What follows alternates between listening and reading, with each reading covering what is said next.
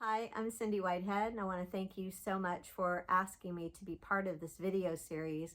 I was born and raised here in Hermosa Beach, California, started skateboarding when I was 7 or 8 years old here on clay wheels, and later when urethane wheels came out when I was about 14 years old in the mid-70s, I switched to those, and skate parks were being built all around Southern California, and I started learning to skate half pipes and pools. I later turned pro at age 16 and continued skateboarding. I was inducted to the Skateboarding Hall of Fame in 2016. I'm now a wardrobe stylist who deals with athletes of all different realms, including skateboarders. And I also run a fiscally sponsored nonprofit called Girl Is Not a Four-Letter Word. I wanted to talk a little bit about the phrase skate and create.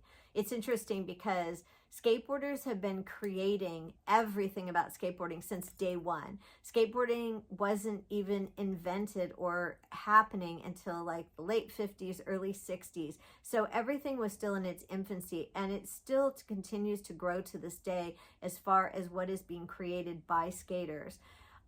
We can look back at fashion in skateboarding, and we can take something as simple as the shoelace belt. And that is created from a necessity of skateboarders being at a skate park and having pants that were falling down and saying, I have an extra pair of shoes in the car. I can grab those shoelaces, tie them together, and make a belt. You see that in mainstream fashion and editorial and things like that nowadays. That's just one example of skateboarders creating. There's so many more. From DIY spots, you see different features that are taken from landscape and from urban environments and made into things that skaters can skate, to skaters using actual environments that are just out there in the public, in the urban areas, and making those into skate spots. So skate and create is very dear to my heart, and it's very much ingrained in all types of skateboarding in all ways, I think. When I think about skate and educate, I think back to 2013 when I started Girls Not a Four-Letter Word, and I wanted to get the word out to the public that girls are out there skateboarding, because at that time I did not see a lot of change in the public perception of female skateboarders, the same as I did back in the 70s. They were a rarity, they weren't getting recognition, and the public just didn't really seem to know about them. They knew a lot of male skaters' names, but they were really surprised to know that girls were skating on the same level in the pools, in the parks, in the half pipes, and on vert.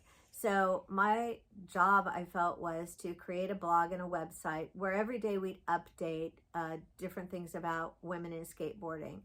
And at first I thought, gosh, how are we going to do this every day? Is there going to be enough to fill the pages? And wow, there really was. There's girls skateboarding all over the world. With the advance of social media, it really opened up that area to us to meet more of those women and do interviews with them and have conversations when they came to contests like at Exposure Skate. That was another way that women really got together and educated one another about, hey, this is what I'm doing and this is what you're doing, and now we're all coming together, trading tricks, teaching each other, learning in a safe space. I thought that was great as well. We were documenting all this. My husband's a photographer, and he was documenting all of it with his Nikon camera throughout these years. And later on, we decided to do a book in 2017, I think, first hardback book on women skateboarding called It's Not About Pretty. And basically it was a coffee table book that chronicled all different girls, all different ages, all different styles of skating throughout the years that we had been documenting the skateboard scene. So for me, the ways of educating the public has been through visuals and storytelling and interviews in places like our blog, our books, and also our Instagram daily. As far as skate and regenerate, I think it's so important for every generation to give back to the next. That has always been my goal with Girls Not a Four-Letter Word.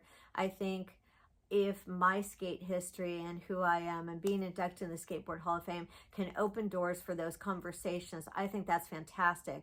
But I would like the focus to be on the next generations that are out there, the girls that are skating now, who are going to the Olympics, who are competing, who are challenging stereotypes, who are you know, creating conversations and breaking boundaries.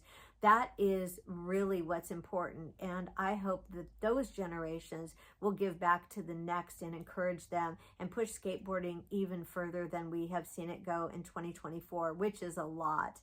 I'm very proud of some of my Girls Not a Four-Letter Word team riders who have created events that are for girls and LGBTQ communities to get out there and skate and have a safe space to learn, ask questions, try tricks, and not feel uncomfortable in any environment.